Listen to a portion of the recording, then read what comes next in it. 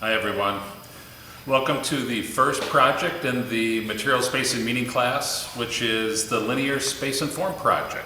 So it's a fun project that we have for us right off the bat. It's a project that's a little restrictive in a challenging way. It has some nice challenges about it, but it is one in which people typically get some really elegant and beautiful results. One of the things that I do every time I teach this class, which by now is 20 some years, is I always start with this one for a couple different reasons. First of all, it is an opportunity for you folks to make some things with wood, which is really fun. How could that not be a great time?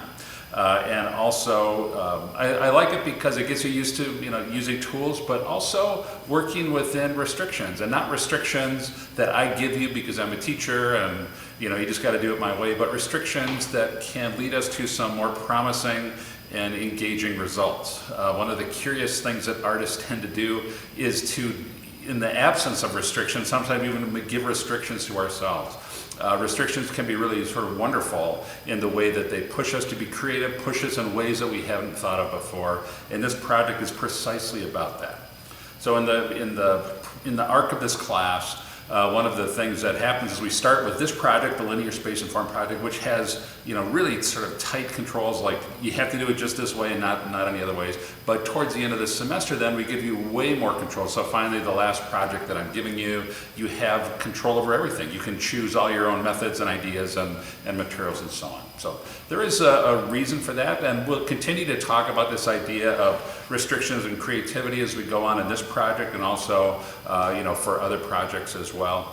But it is not, the reason is actually not about academic ones. It's not about, even ones that are related to like the way you have to learn art. The restrictions and the tight structure around this assignment is related to the idea of allowing us to see that as a gift and to work within that in really creative and fun ways. So. Also, I really love the projects that people come up with this assignment, because they tend to get really, some really strong ones. So, a couple things that we're going to do right off the bat is I'm going to give you the project description, talk about that briefly, go over some things related to materials that you can use, and then circle back and talk again about some more concrete things, developmental things about how to get this project off the ground. So. The project, Linear Space and Form, if you look on Moodle, you will see a project description for that, which is about a page and a half, maybe 2 pages of material. You might want to pull that up as I am sort of talking here. It will help you maybe fill in the gaps a little bit to think about this more clearly. So in any case, it's there for your reference. The Linear Space and Form project, if you click down about a quarter of the way down the first page, you will see something called the project description. And it's a pretty straightforward one-sentence description. And it goes something, I don't have it in front of me, but it goes something along the line of, you are to make a work in which, you are to make a non-representational work in which they're okay, so let me start over. You are to make a non-representational work using glue and adhesive that has a sense of implied motion. So I tend to craft these project descriptions pretty carefully, so that you have a clear understanding of what to expect, what the guidelines are. And that one in particular is crafted pretty tightly. So a couple things in there that we need to talk about in order for us to really understand what that is about. The first one is the word non-representational. Non-representational, it's a bit of an arty word, and that is one that, things that are representational. If you talk about representational art, if you remember from your ISA class, you probably know what that is. Representational art is art in which the painting, the drawing, the sculpture looks like things that exist somewhere else. So they look like a tree, a house, a person, a car, like whatever. And so this assignment, I specifically want you to make something that is non-representational. So it cannot look like a tree, a house, like a person, a car, none of that stuff. It can't look like anything that already exists in nature.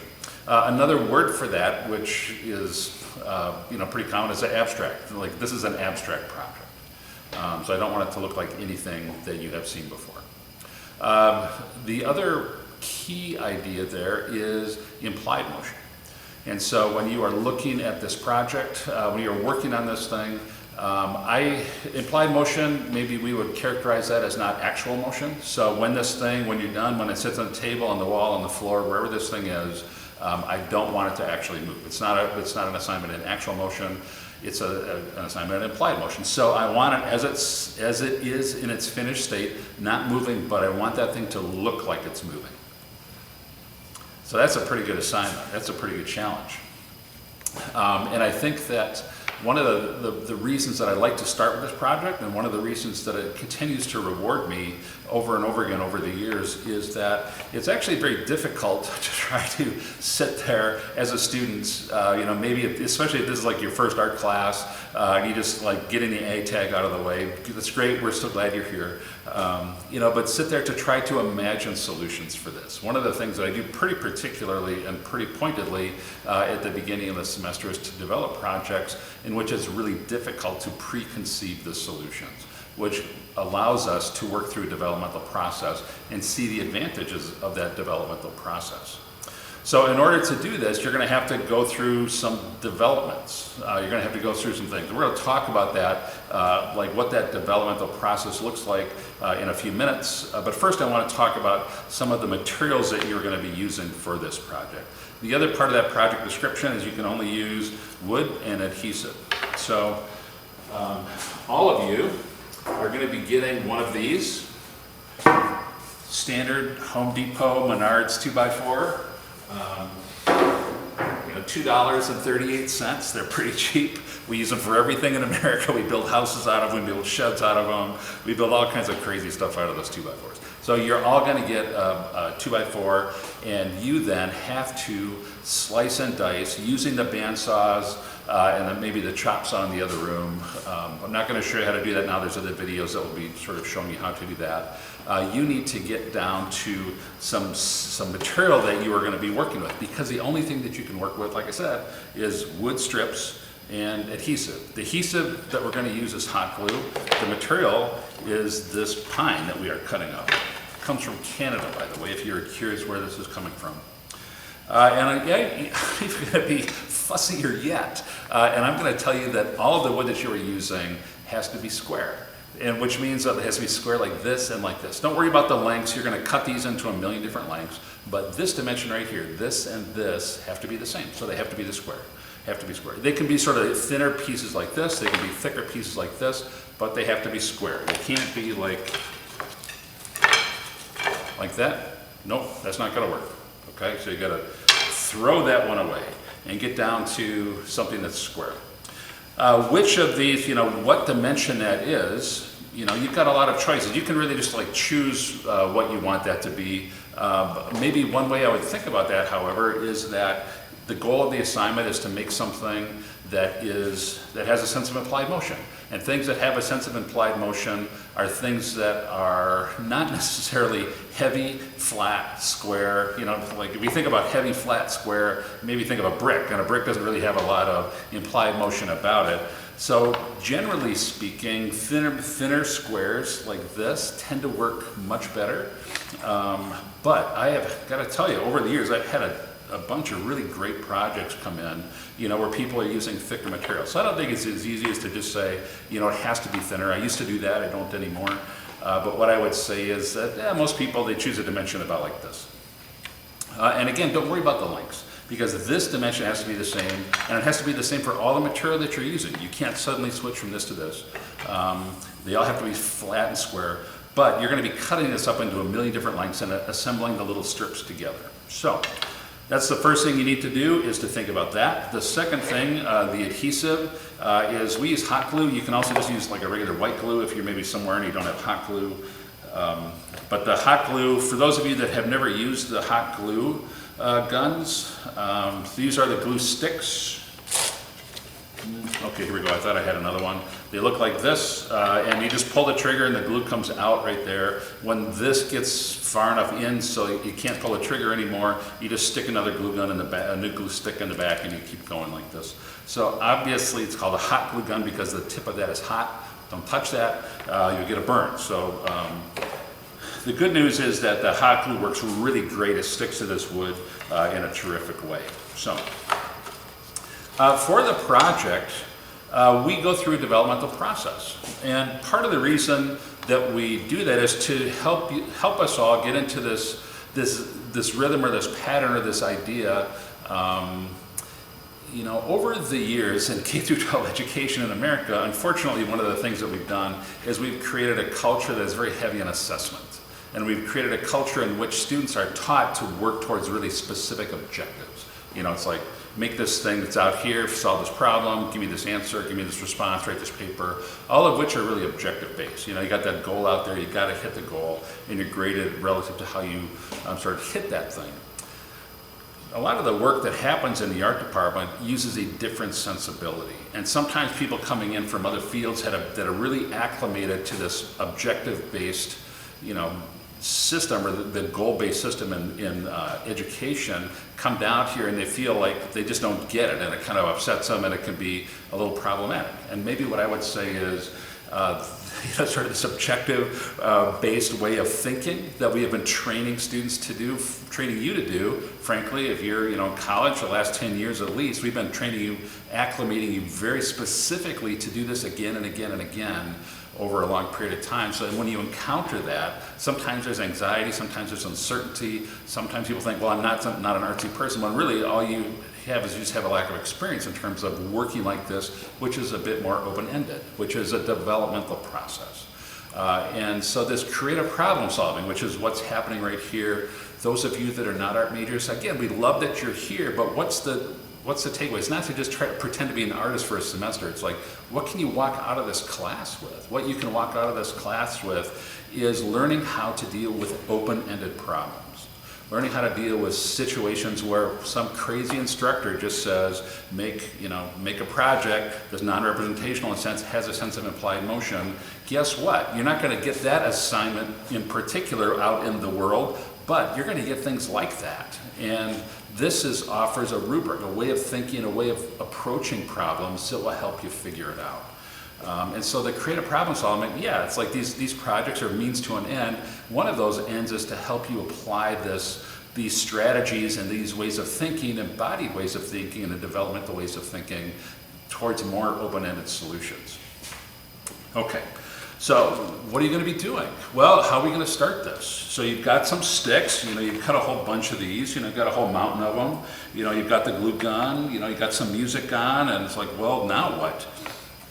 How am I going to get started? If you looked about halfway down that page of the project description that I gave you, you will see that there's a list of adjectives, maybe 20 adjectives there, words like falling, crawling, bending, exploding, things like that. What I would like you to do to start this project is to get your sketchbook. I'd ask you to get an 8.5 by 11 sketchbook, unlined. Lined sketchbooks don't work very well. Unlined sketchbook.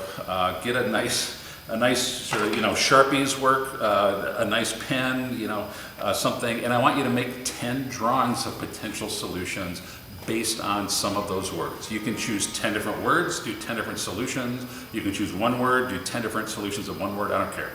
But I want you to draw 10 solutions, and I want you to draw them large. So 8.5 by 11, I want them big, I want them to fill up that page. Drawings that are this big are not helpful. So like scale them up. And here's the thing, some of us are intimidated about drawing big because we don't think that we're very good at drawing. It's like, I don't care about the quality of the drawings. I literally, honestly, you know, all the drawings are for is for you to try a process, to get in there and to try to draw some things, and to draw some potential solutions. Because here's the thing about our imaginations. We tend to think that we are actually quite good. We tend to way overestimate our ability to imagine solutions to things that don't exist. We just think that we're fantastic. It's maybe sort of like a Pixar, Disney has imprinted that on us, you know, over our lives. And I will tell you, quite honestly, the opposite is true. We are terrible at imagining things. Our imagination is very powerful in certain ways, but not that way, okay? And because you don't have any experience. And so what I want you to do is I want you to draw some potential solutions, some potential ideas, you know, draw them big. And the cool thing about drawing is that you can try experiments. It's low impact, you know, who cares? You know, it's like if it doesn't work, just turn the page and start again. I'm not even asking you to do 10 successful drawings. I'm just saying try 10 solutions, okay? Try some things that will work. and draw them. A really great drawing this size should take you like 2 minutes, 3 minutes tops. Really, I'm serious. I know what a 2 or 3 minute drawing looks like. They're fast, they're loose, they're not very polished. They don't look like photographs, right? They just look like lines. So try, just drawing some projects like that, and you'll get to a point where at the end you'll have 10, and you say, wow, it's like 4 or 5 are like, they're okay. 2 or 3 are like, well, those are better, but 1 or 2, like, wow, that's really nice. Like these 2, I feel like I could really develop, and I could really go farther with those. And here's the thing, so choose one of those, and go, and we'll just start building. And I'll show you more about how to cut here in a second. But here's the thing that I want to maybe imprint on us at this point, and that is that even that solution, the 1 or 2 that you choose, that's not necessarily a finished product. Because again, we're very poor at imagining. And all you're really doing is you're saying, I'm going to start going that direction. So I've got a nice idea. And if you were thinking mathematically about this, you would say, well, like a good idea, like even a really great idea for this project is really only about 5 to 10% of the project. This project is all about execution. This project is all about how you develop this thing as you are working. So you're going to start building. Some of the things that you think are going to happen are absolutely going to happen. Some things that you did not expect at all are going to show up, and some things that you were certain were going to happen are just not going to do anything. And it's not unusual for all of us, to get to, and by the way, I'm not saying this because you are dumb and young and you don't know how to make art. I'm saying this because if I was doing this is exactly what would be happening to me. This is how art works. It's a developmental process. The great majority of the time, we work from an informed position. As we grow in the craft, we get better and better and better informed, but it's always one of exploration. It's always one of moving into new ideas, and there's constant failure. So choose one of those and, start, but maybe don't worry so much, if it changes immediately. Sometimes people say, well, I had this idea, it was so fantastic, this thing that I'm making, is going another direction. That's okay, don't worry about that. I don't even care, I really don't care if the thing that you make resembles none of your solutions. That's okay. All this was a way to get started. Sometimes there's a lot of alignment. Sometimes people are like, yeah, wow, these are really similar, but often things change. Thinking a little bit about how you folks are going to be constructing these. I'm not constructing them, you are constructing them. And so we were talking about sort of cutting the wood, and doing some adhesive, gluing together, things like that. So I think probably before we get into like actually cutting, we need to talk a little bit about some of the saws that we have. The first thing I might suggest is that if you are here in the studio, you might just want to take the material that you're cutting and just take it over and use the bandsaw, because the bandsaw works great for this, just like zip, zip, zip, and you can cut out 1,000,000 of these things if you know what you are doing, and that will work really well. But it could be that you are perhaps, working at home, working somewhere else, or, sometimes when I'm at home, I just find that the pattern of doing things by hand, just like, you get, cutting by hand even when the saw is nearby, but the act of cutting, kind of helps me to slow down and think differently. Faster is not always better. Thinking more thoughtfully, or just allowing the process to emerge, taking one's time as you are working on some of these projects, can actually help you sort of understand what you're doing a little bit better. I know that that's ridiculous to ask a college student, to take more time with something, because frankly, not because I think you're ridiculous or silly or anything, but because I think your lives are completely out of control. It's like you're doing too much all the time. College is expensive, so you're all working a lot, you're all taking a lot of classes. And I think that we as a society, put a lot of really weird stresses on college students. And so when I suggest something like maybe taking your time to do this, maybe don't just like blow that off, but maybe think about that as taking some intentional time to do something in a different way that's perhaps more slowly, because that could really help you. Even though you maybe have to carve out that time and sort of fight tooth and nail to get that, it can be really helpful. So anyway, the saws that we have 3 different ones. This is a little pull saw that works by sort of pulling it back. There's tiny little teeth on there that work by sort of pulling the saw back like this. We have a saw like this, which just works both ways. These are quite common, but actually I don't like these so much because they take a lot of sort of hand strength, which I don't even have, and I think a lot of students don't.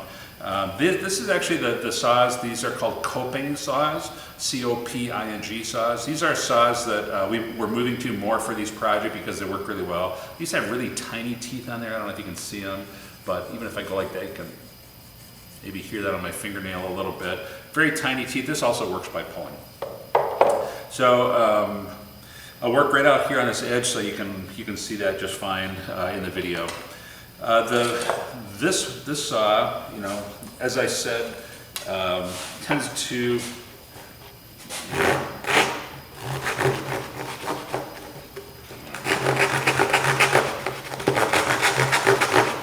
it's a harder one to use, and so I probably wouldn't recommend that. But if they're around, they do work okay. These two work way better. And so this saw, like I said, this is a pull saw. It works by sort of pulling the action towards you. You notice that on this stone tabletop, I put down this piece of wood right here to protect the edge. If you're doing this at home and you plop this piece of wood down on your mother's dining room table and you're going like this, and then you end up cutting some really big grooves in your mother's kitchen and dining room table, you're on your own. You got to face the wrath of your mother all unassisted. Because I'm not coming to rescue you. So maybe what I'm saying is a little piece of wood would help. Even like a small board would help with that. But you can see that this is not an onerous process. Even these larger pieces of wood, I'm not using a lot of strength. I'm a fairly big guy. I was a contractor before I was a teacher, so I have a certain alacrity and experience with tools. But I'm really not using a lot of strength here to do this. Just kind of working my way through it. These work great. Like I said, this coping saw, same thing down here.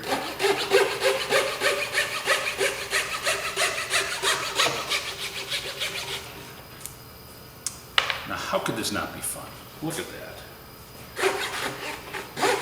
So I'm just randomly cutting some strips here to show you some things.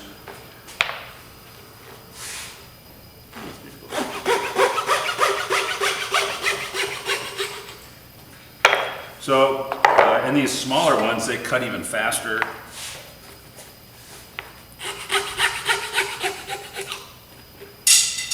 Of course, you got to drop everything a few times. Because that's just fun. I don't really have a plan here. The advantage of doing a demo is you don't really have to finish a finished plan when you're all done. But I've got I've got a lot of these little sticks that I can start to glue together. I'll maybe stick with the little ones. Like, remember what I said, you can't mix up big ones and little ones. Once you commit to a size, all your project has to be that. You can look over my right shoulder, your left, my right, over here, and you can see there's a picture of me on the wall. That was a project that a student did last semester. But I kind of like having them there, just over my shoulder. It's a little bit like the Jiminy Cricket with the conscience, on each shoulder. I'm not sure if that's the good Ken or the bad Ken that's back there, but in any case, he's watching over me. It's sort of like this funny silhouette of myself from a photo taken probably 10 years ago that is sort of haunting the video here as we're working. So I've got these little strips of wood. And I can start to glue these together. Whoops. I would say it doesn't, okay, I'm going to show you how much glue. It's like a little dab of glue on there. It's not very much. Put that together. Wait a little bit. Look at that. That's stuck together pretty well, isn't it? Still a little bit liquid, cools off quick, and that's actually quite tough. And so I can, in the space of a relatively short time, I can start to add a lot of sticks.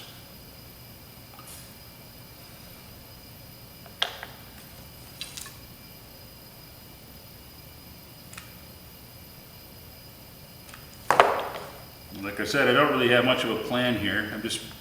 I have the advantage of just doing a demo, so I don't have to have a finished product.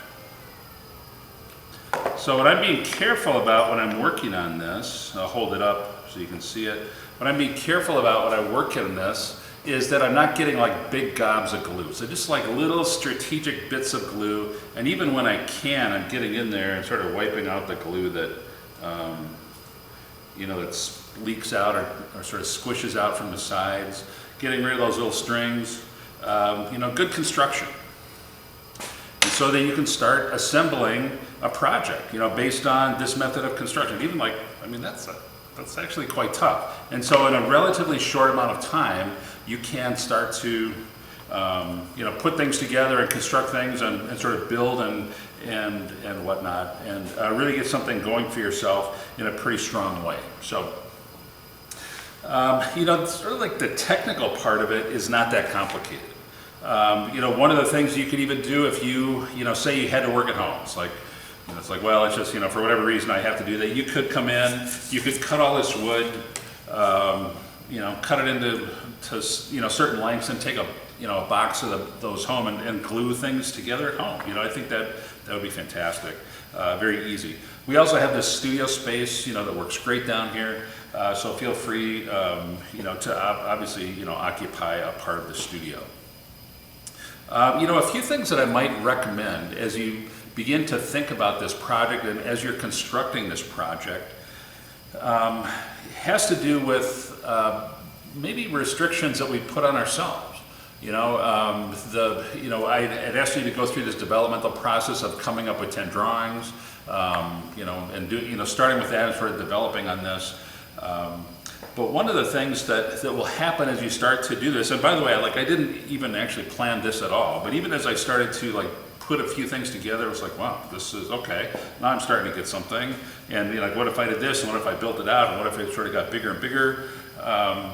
The way to, the dilemma, you could say, with open-ended solutions or open-ended projects like I was talking about earlier, it's like the problem is well, how do you know when you're done? What's enough? It's like, well, okay, so this is not enough. But where is sort of the end solution to to this problem? What does Ken sort of expect me to do with this? Or to put it more directly, what's an A project or what's a B project? And I would say let's maybe approach this from a slightly different perspective.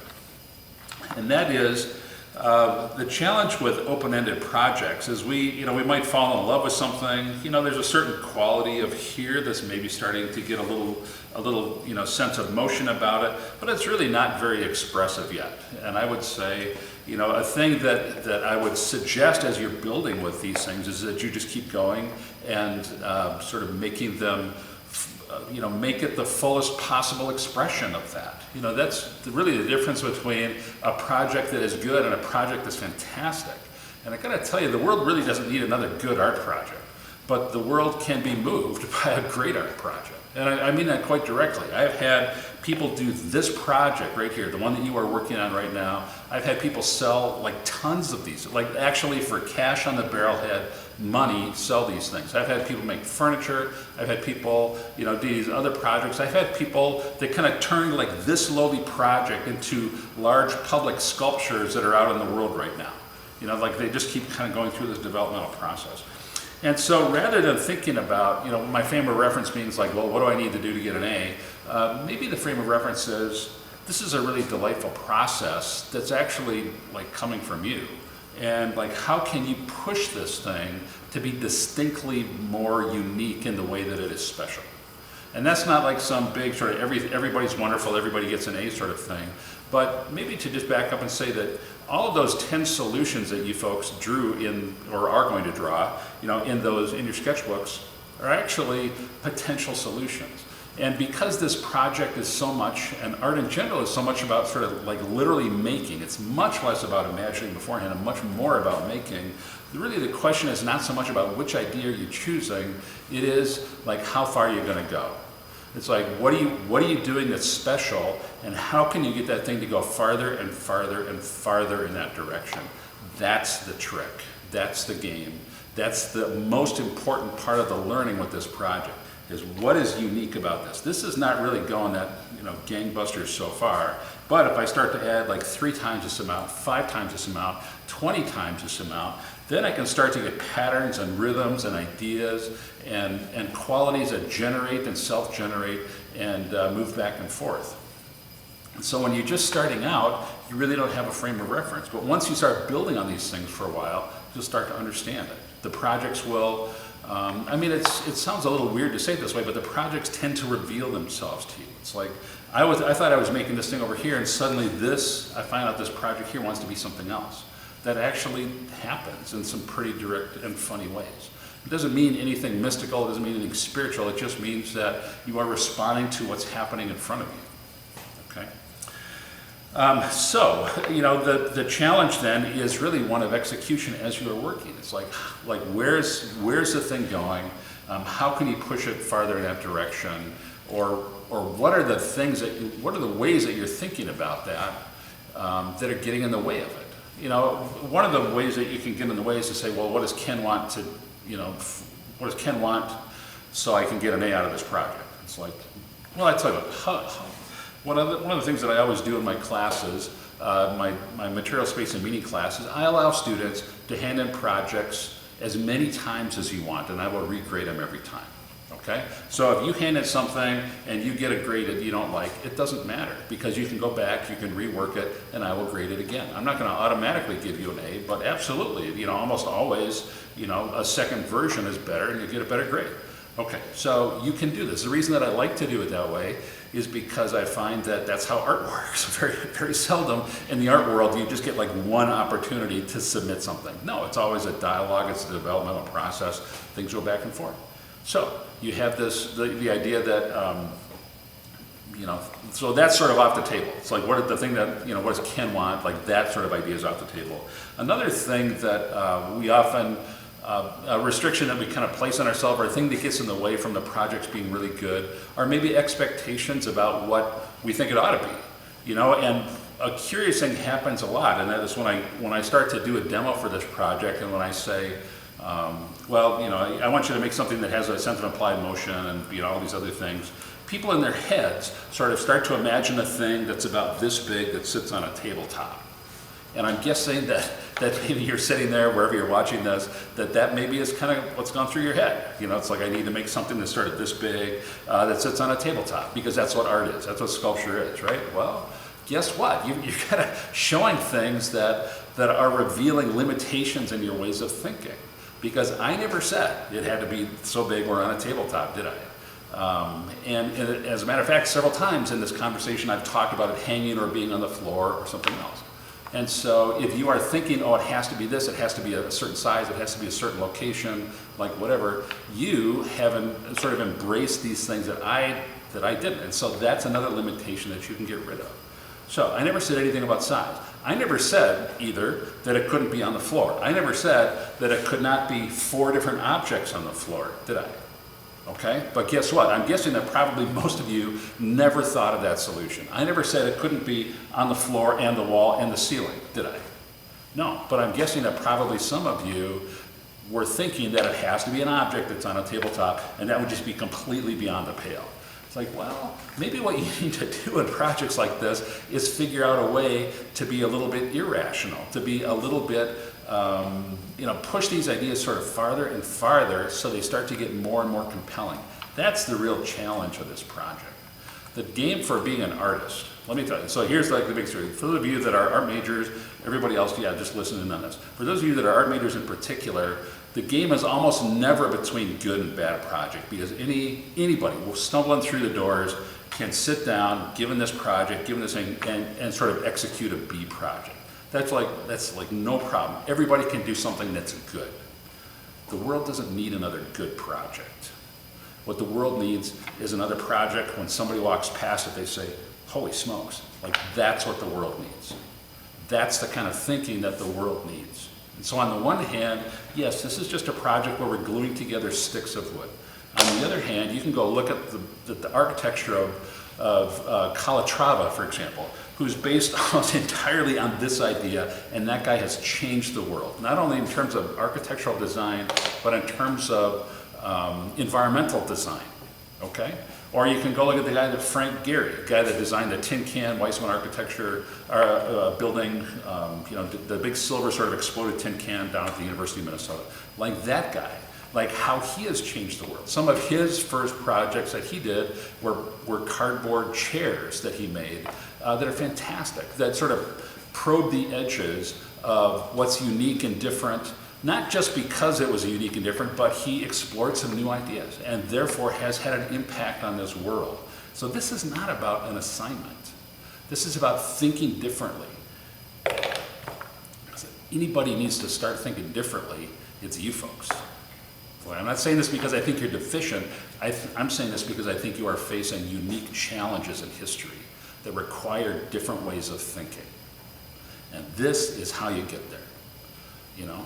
By starting with an idea and pushing it and pushing it and pushing it and looking at that thing and saying, what's going on? What am I seeing? What's different here? And then pushing that farther and farther and farther. Okay? That's how you get to the good stuff. The good stuff doesn't come from making something that's just okay.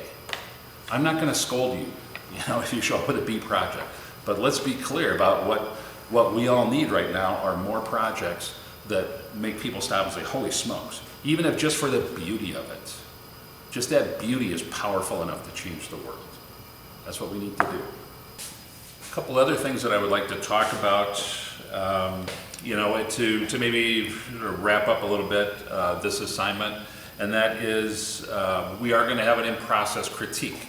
So what that means is, you can look at the schedule and see that there's a final deadline, but about halfway, generally a week and a half or so, we have what's called an in-process critique. A critique is just an opportunity for everyone to bring their projects in.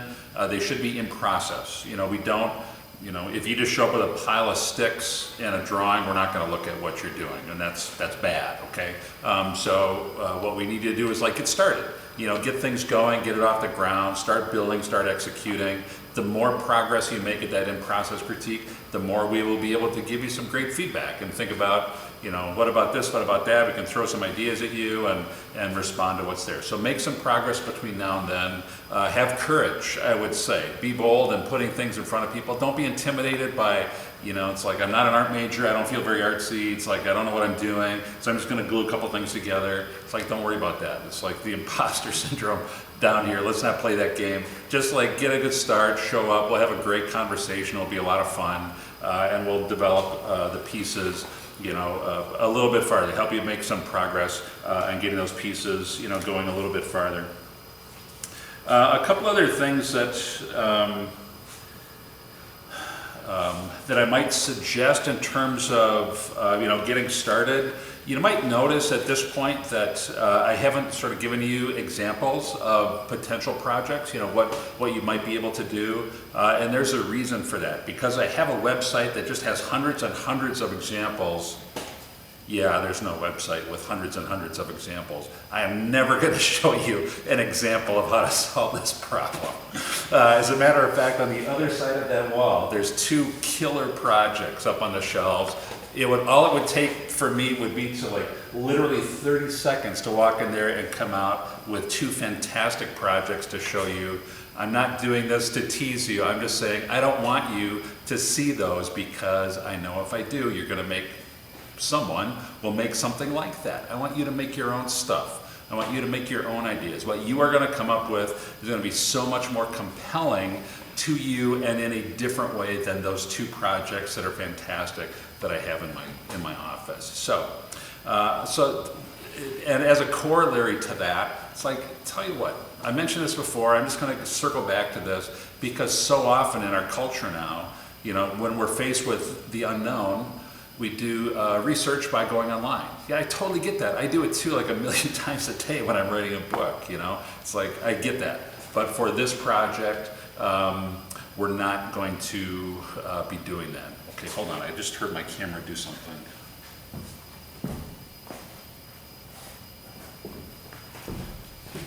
Okay, we're still good. So, yeah, I'm not going to show you examples. Please don't. And again, it's, partly that's just let's get out of that habit. Partly it's plagiarism, but actually that's less about that. But more, I think because you know, this is really about developing things and being responsive to what shows up. So I would say it's actually not that helpful to be looking at things online. It's like don't. Just come up with your own solutions. You're gonna be great. This is a project that rewards. I will tell you, with the history of seeing hundreds of these projects before, this is a project that rewards a little bit of work, you know, a little bit of ingenuity, you know, just a reasonable amount of work. You're gonna be successful at doing this. So. Another thing that I might think about too, you know, I've talked a lot about sort of like traditional ways of thinking about construction, but you know, as we're sort of cutting this wood out, sometimes you might you might be working on a project where, you know what, this project that I'm working on is super refined and like this texture on this kind of bothers me. You could take this in the other room, you can sand this down, you know, you can maybe work on that and change the character of that. Or conversely, sometimes you may be, you know, somebody might be working on a project that is super rough and it just has all this great texture on it, and for some reason, you know, these cut ends on this thing just don't work. So, could that be an end? There are projects in which that's precisely the right way to cut these things. There are projects which that is precisely the right way to cut these things. And also, again, not just to sort of break the conventions that I think that we get stuck in a little bit. It's like I've been holding up sticks that are like this long, but I gotta tell you, it's like I have had tons of projects. I have had projects that literally would not fit in this room. Not because they were so massive, but because they were just incredibly long, you know, because you got a long piece of wood there, it's 8 feet long, you're getting, you know, 8 foot, 6 foot strips out of that. You could have some fun with those, you know, those very longish strips. So, you know, I have some more notes here, but I for some reason, I'm not able to like read my notes. I'm not quite sure what they said, but I think that we have covered enough material to get started right now. So, do some drawings.